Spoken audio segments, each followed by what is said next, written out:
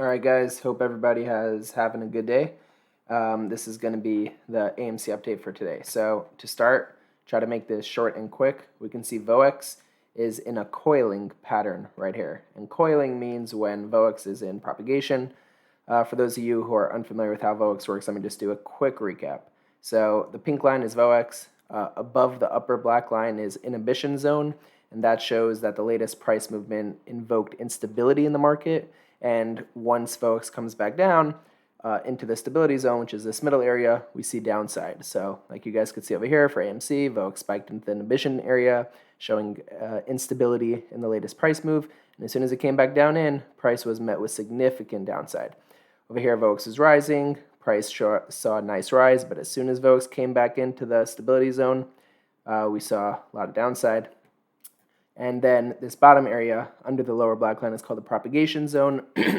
Excuse me. And in the propagation zone, when VOX is in the propagation zone, it just means that there's not much that can really hold up price anymore, and downside should be expected. And we did notice this extreme downside spike in VOX for AMC a while back, and price fell from 6 to mid 4s. But now we're seeing VOX coiling and starting to erupt to the upside.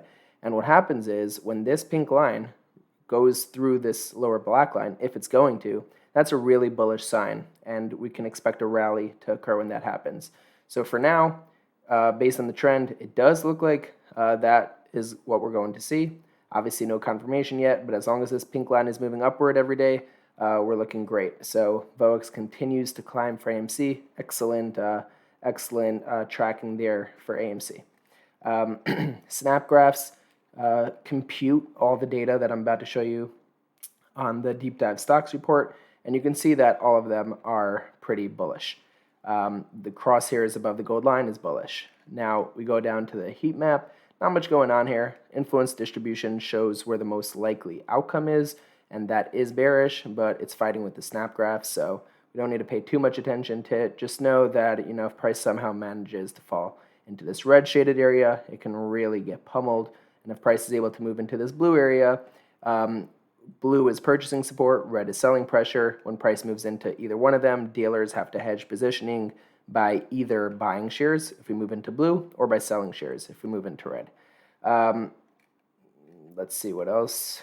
Okay, so we go down to the options positioning. Now, sold puts, which is very bullish, that's this column right here. This column right here is sold puts. We did see a large increase over the past 5 days. The second column is the change in the past 5 days, and sold puts are usually followed by bullish price action or a sharp decrease in IV, because the put sellers in this market have wonderful timing. And to make money by selling a put, you need IV to drop or price to rise. And when we see put sellers come in at large, and you guys could see 261 in the past 10 days % increase in sold puts.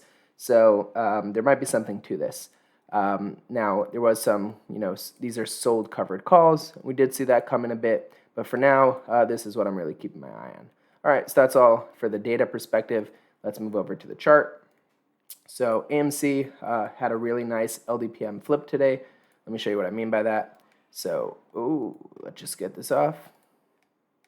All right, that's when VOX actually spiked down, and we saw this downside move. So LDPM, which measures liquidity, when LDPM is below price, that's bullish. When LDPM is above price, that's bearish. So over here, you guys could see LDPM moved above price. That's your move triggers.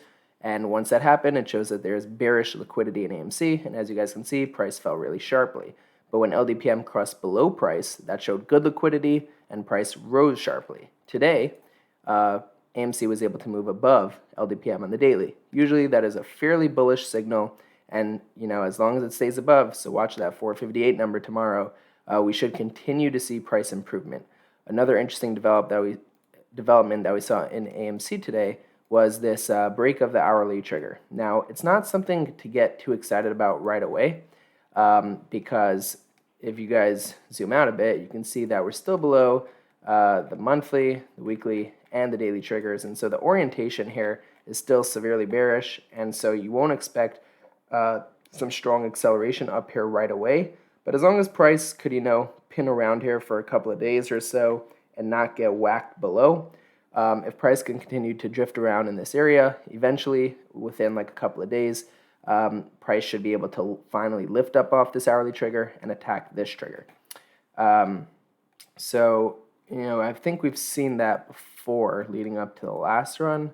Let me just check to make sure I'm not crazy. Let's see. I know it was somewhere here. Yeah, so it was something like this. So, price was below all the triggers, the daily, the weekly, and the monthly.